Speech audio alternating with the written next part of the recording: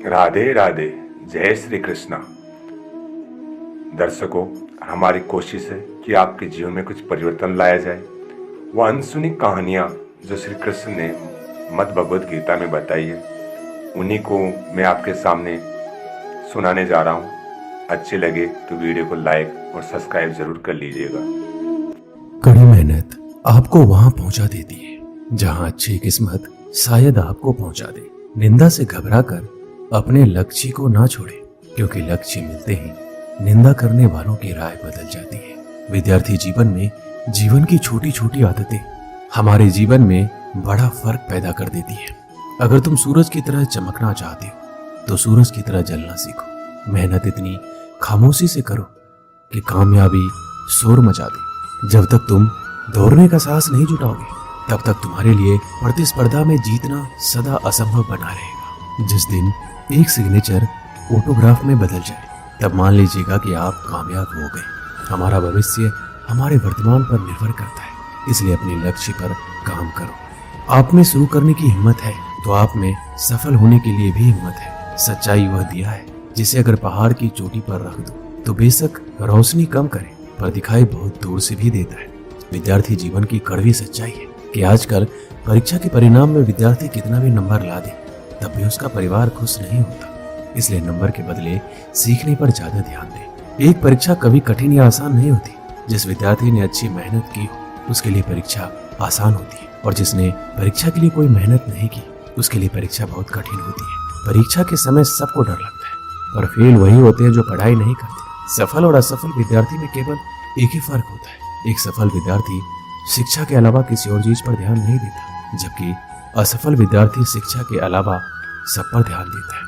अगर आप अपने रूम में सबसे होशियार विद्यार्थी हैं, तो आप गलत रूम में हैं या गलत स्कूल में हैं। एक विद्यार्थी को हमेशा यह ध्यान में रखना चाहिए कि विद्यार्थी जीवन आराम का नहीं, पर मेहनत से विद्या प्राप्त करने का समय है। हारने वाला विद्यार्थी जीतने वाले विद्यार्थी पर ध्यान देता है, जबकि जीतने वाला विद्यार्थी सिर्फ जीतने पर ध्यान देता है।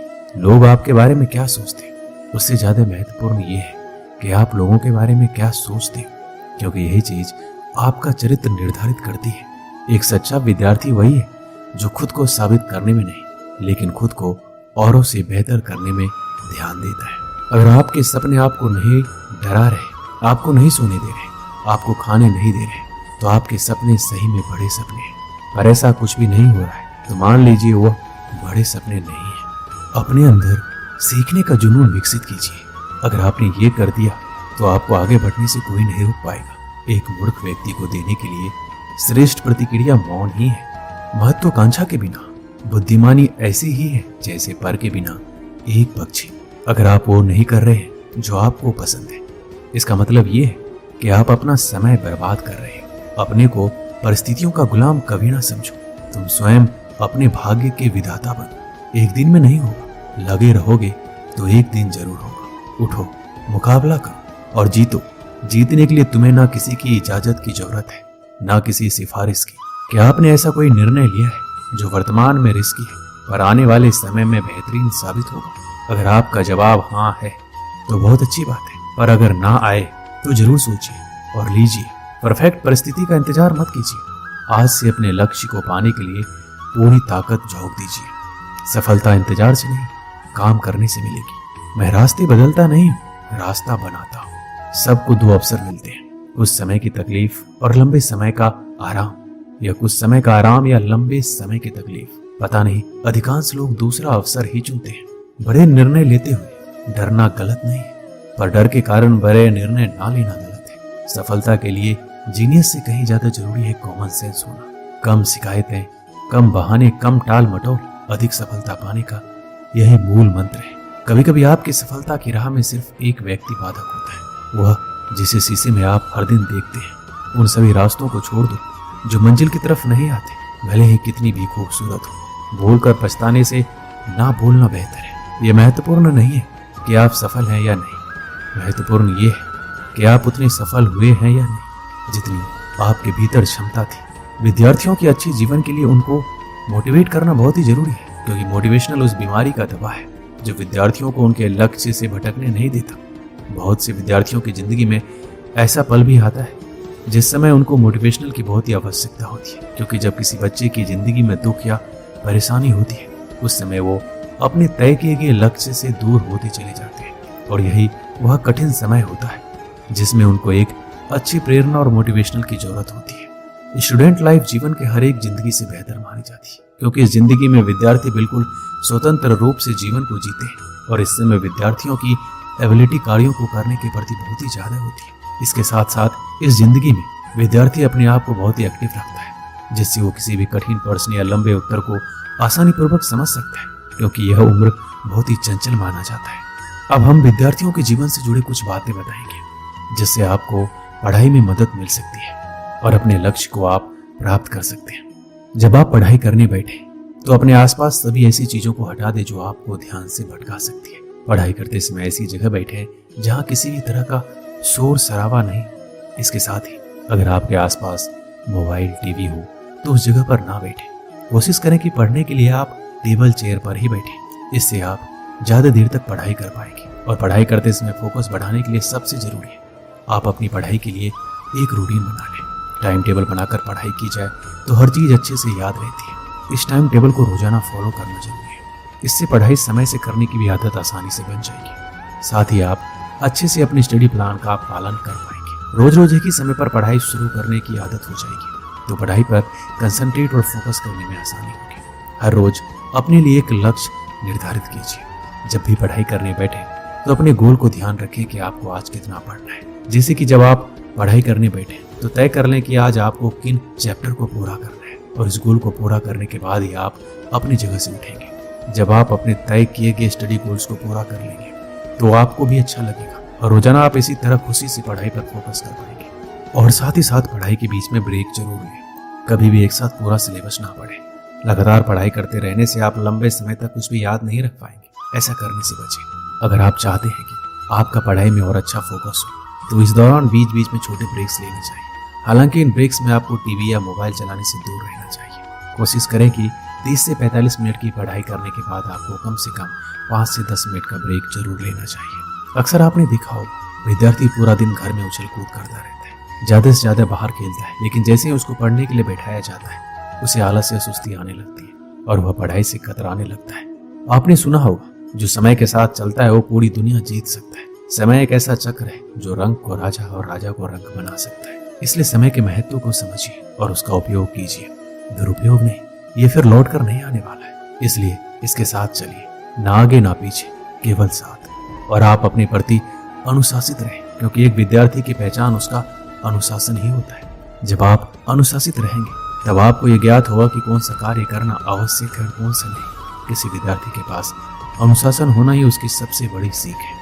आपको सोचकर परेशानी हो रही होगी कि आखिर ये मैनेज कैसे होगा। जाहिर सी बात है, परेशानी तो होगी, क्योंकि इसे भी आपको ही मैनेज करना होगा। एक बात मैं आपको याद दिला दूं, जो काम शुरू में कष्टदायक होता है बाद में फलदायक भी होता है। इसलिए परेशानियों से घबराएं, आगे बढ़ें और उस काम को समाप्त करें। सोने के लिए भी समय निर्धारित कीजिए। प्रत्येक विद्यार्थी को कम से कम 6 से 7 घंटे तक सोना चाहिए। इससे शरीर पहले की तुलना में ज्यादा सक्रिय रहता है, जिससे विद्यार्थी की स्मरण शक्ति में वृद्धि होती है, जो पढ़ाई दौरान ज्यादा फायदेमंद होता है। अक्सर विद्यार्थियों द्वारा पूछा जाता है कि पढ़ाई कैसे करें ताकि मन लगे। इंसान का मन बहुत चंचल होता है, एक पल में यहाँ तो दूसरे पल में वहां चला जाता है। इसलिए हमें पढ़ाई करते समय इस बात का ध्यान रखना चाहिए कि नेगेटिव थिंकिंग और ऐसी किसी भी तरह की बातें हमारे मस्तिष्क में ना आए जिससे हमारा मन डाइवर्ट हो। मन को काबू में करना बहुत बड़ा काम होता है, पर ये जो संभव कर लेता है अपनी सफलता से कभी नहीं चूकता है। इसलिए कोशिश करें मन को विभाजित करने वाली यादों से दूर रहे। ऐसा हर विद्यार्थी के साथ होता है। जब वो पढ़ने बैठते हैं तो उसके मन में कई प्रकार के विचार उनके सामने आने लगते हैं और वो धीरे धीरे उनमें खोने लगते हैं, जिससे उनका ध्यान पढ़ाई से हट जाता है। पढ़ते कुछ है, दिखाई कुछ और देता है। इसका मुख्य 2 वजह होता है। पहला, उस समय पढ़ने में रुचि नहीं है, और दूसरा, आप बहुत चिंतित हो। कोशिश करें तनाव से दूर रहने की। दोस्तों के साथ अपना ज्यादा टाइम स्पेंड करना एक बड़ी वजह है पढ़ाई में मन ना लगने की, क्योंकि दोस्तों के साथ समय का पता नहीं चल पाता, जिससे आपके पढ़ाई का समय निकल जाता है, जो आपको बाद में चिंतन करने पर मजबूर कर देता है। सिर्फ सोच इतनी शक्तिशाली होती है जो सही और गलत में भेद कर सकती है, जो व्यक्ति को ऊपर उठा सकती है और नीचे गिरा सकती है। संसार की सबसे महंगी पुस्तक, सबसे बड़ा प्रेरक और मूल्यवान विचार आपके अंदर 1% का भी परिवर्तन नहीं ला सकते। यदि आप बदलना ना चाहें तो। जो जानते नहीं इसलिए नहीं कर पाते वह अज्ञानी है।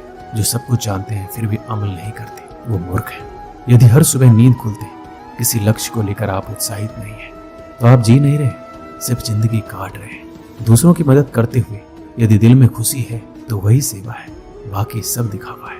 आपके जीवन में कुछ ऐसे नियम जरूर होने चाहिए जिनसे आप किसी भी कीमत पर समझौता नहीं करेंगे। किसी भी व्यक्ति को ज्यादा सुधारना चाहोगे तो आपका दुश्मन हो जाएगा। आप कभी भी नदी में कूदे बिना उसकी गहराई का अंदाजा नहीं लगा सकते। जब लोग छोड़ दे तब भी जीतने वाला व्यक्ति उसको छोड़े बिना उस पर लगा रहता है। यही जीतने वाले व्यक्ति और हारने वाले व्यक्ति में अंतर है। जीवन में सफल होना है तो खुद से काम करने से पहले एक प्रश्न पूछिए, क्या यह सही कार्य है या सरल कार्य? सफलता के लिए कोई एलिवेटर नहीं है, आपको अपने आप ही सीढ़ियां चढ़नी होगी। 3 चीजों को बदलना बहुत जरूरी है। बहानों को अपने प्रयत्नों से, आलस को निश्चय से और समस्या को मौकों से। परिवर्तन और संघर्ष से सिर्फ एक कायर इंसान ही डरता है। सफल और हिम्मतवान व्यक्ति नहीं, अनुशासन ही सिद्धि और लक्ष्य को जोड़ने वाला पुल है।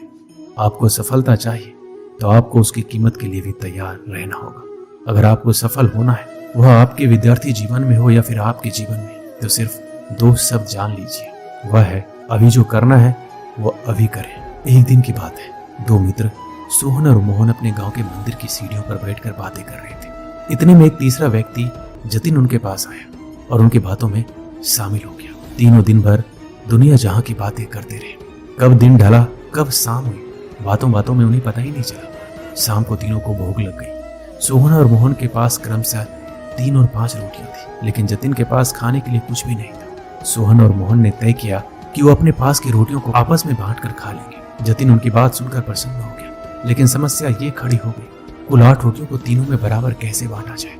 सोहन इस समस्या का समाधान निकालते हुए बोला, हमारे पास कुल 8 रोटियां हैं, हम इन सभी रोटियों के 3-3 टुकड़े करते हैं। हमारे पास कुल 24 टुकड़े हो जाएंगे, उनमें से 8-8 टुकड़े हम तीनों खा लेंगे। मोहन और जतिन को यह बात जच गई और तीनों ने वैसा ही किया। रोटियां खाने के बाद वो तीनों उसी मंदिर की सीढ़ियों पर सो गए, क्योंकि रात काफी हो चुकी थी। रात में तीनों गहरी नींद में सोए और सीधे अगली सुबह उठे। सुबह जतिन ने सोहन और मोहन से विदा ली और बोला, मित्रों, कल तुम दोनों ने अपनी रोटियों में से तोड़कर मुझे जो टुकड़े दिए उसकी वजह से मेरी भूख मिट पाई। इसके लिए मैं तुम दोनों का बहुत आभारी हूँ। यह आभार तो मैं कभी नहीं चुका पाऊंगा, लेकिन फिर भी उपहार स्वरूप मैं तुम दोनों को सोने की ये 8 गिन्नियां देना चाहता हूँ। यह कहकर उसने सोने की 8 गिन्नियां उन्हें दे दी और विदा लेकर चला गया। सोने की गिन्नियां पाकर सोहन और मोहन बहुत खुश हुए। उन्हें हाथ में लेकर सोहन मोहन से बोला, आओ मित्र, ये 8 गिन्नियां आधी आधी बांट ले। तुम 4 गिन्नी ले लो और मैं 4 गिन्नी ले लेता हूँ। लेकिन मोहन ने ऐसा करने से इनकार कर दिया। वो बोला, ऐसा कैसे? तुम्हारी 3 रोटियां थी और मेरी 5। मेरी रोटियां ज्यादा थी, इसलिए मुझे ज्यादा गिन्नियां मिलनी चाहिए। तुम 3 गिन्नी लो और मैं 5 लेता हूँ। इस बात पर दोनों में बहस छिड़ गई। बहस इतनी बढ़ी, मंदिर के पुजारी को बीच बचाव के लिए आना पड़ा। पूछने पर दोनों ने एक दिन पहले का किस्सा और सोने की गिन्नियों की बात पुजारी को बता दी। साथ ही उसने निवेदन किया कि वो कोई निर्णय ले, जो भी वो निर्णय करेंगे उन्हें स्वीकार होगा। यूं तो पुजारी जी को मोहन की बात ठीक लगी, लेकिन वो निर्णय में कोई गलती नहीं करना चाहते थे, इसलिए बोले, अभी तुम दोनों ये गिन्नियां मेरे पास छोड़ जाओ। आज मैं अच्छी तरह सोच विचार कर लेता हूँ। कल सुबह तुम आना, मैं तुम्हें अपना अंतिम निर्णय बता दूंगा। सोहन और मोहन सोने की गिन्नियां पुजारी जी के पास छोड़कर चले गए। देर रात पुजारी जी गिन्नियों के बंटवारे के बारे में सोचते रहे, लेकिन किसी उचित निष्कर्ष पर नहीं पहुंच सके। सोचते सोचते उन्हें नींद आ गई और वो सो गए। नींद में एक सपना आया। उसे सपने में भगवान दिखाई पड़े। सपने में उन्होंने भगवान से गिन्नियों के बंटवारे के बारे में पूछा तो भगवान बोले, सोहन को 1 गिन्नी मिलनी चाहिए और मोहन को 7। ये सुनकर पुजारी जी हैरान रह गए और पूछ बैठे, ऐसा क्यों प्रभु? तब भगवान जी बोले, देखो, सोहन के पास 3 रोटियां थी, जिसके उसने 3 टुकड़े किए। उन 3 टुकड़ों में से 8 टुकड़े उसने खुद खाए और 1 टुकड़ा जतिन को दिया। वहीं मोहन ने अपनी 5 रोटियों के 15 टुकड़े किए। उनमें से 7 टुकड़े जतिन को देकर खुद 8 टुकड़े खाए। चूंकि सोहन ने जतिन को 1 टुकड़ा दिया था और मोहन ने 8, इसलिए सोहन को 1 गिन्नी मिलनी चाहिए और मोहन को 7। पुजारी जी भगवान के इस निर्णय पर बहुत ही प्रसन्न हुए और उन्हें कोटि कोटि धन्यवाद देते हुए बोले, प्रभु, मैं ऐसे न्याय की बात कभी सोच भी नहीं सकता था। अगले दिन जब सोहन और मोहन मंदिर आकर पुजारी से मिले तो पुजारी जी ने उन्हें अपने सपने के बारे में बताते हुए अंतिम निर्णय सुना दिया और सोने की गिन्नियां बांट दी। इस कहानी से हमें क्या सीख मिलती है? जीवन में हम जब भी कोई त्याग करते हैं या काम करते हैं तो अपेक्षा करते हैं कि भगवान इसके बदले हमें बहुत बड़ा फल देंगे, लेकिन जब ऐसा नहीं हो पाता तो हम भगवान से शिकायत करने लग जाते हैं। हमें लगता है कि इतना कुछ त्याग करने के बाद भी हमें जो प्राप्त हुआ बहुत ही कम है। भगवान ने हमारे साथ अन्याय किया है, लेकिन वास्तव में भगवान का न्याय हमारी सोच से परे है। वह महज हमारे त्याग को नहीं बल्कि समस्त जीवन का आकलन कर निर्णय लेता है। इसलिए जो भी हमें मिला है उसमें संतुष्ट रहना चाहिए और भगवान से शिकायतें नहीं करनी चाहिए, क्योंकि भगवान का निर्णय सदा न्याय संगत होता है और हमें जीवन में जो भी मिल रहा होता है वो बिल्कुल सही होता है। दोस्तों, इस वीडियो में बस इतना ही। मिलते हैं अगली वीडियो में। अपना ख्याल रखिएगा।